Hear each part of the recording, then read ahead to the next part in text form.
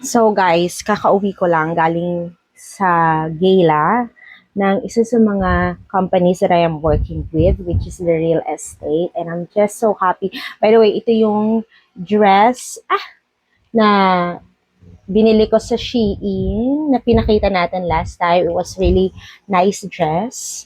And then, of course, I do my hindi pala, nagpa-makeup ako.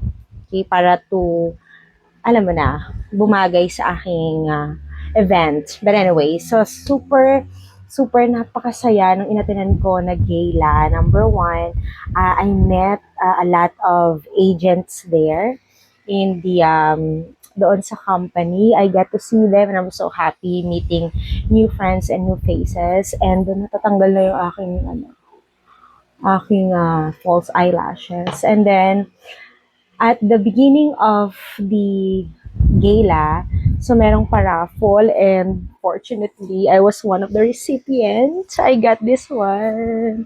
So this is from All Well Homes Realty. That's the realty that I am working with. And then this is the raffle that I got. Shirin! So, diba? So, I have here parang towel and another parang face towel. So, super like it. I won it on the first set of the raffle. And then, after the raffle naman, syempre, we do a lot of things, awarding and whatever. A lot of good testimonies that you can relate to and you can learn from.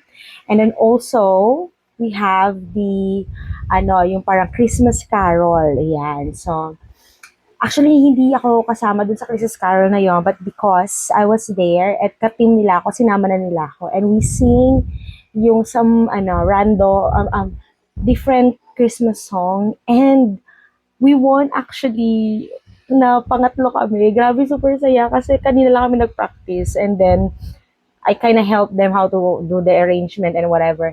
And then we were third place. So super duper saya. And also, I won, nanalo ko sa pangalawang raffle, sa major raffle, ng 1,000 pesos. Super saya. And pag uwi ko, ginamit ko siyang panggas.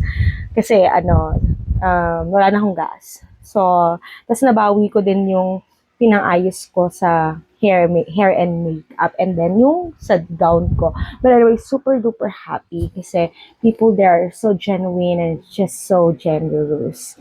So, ayun lang. What a happy night.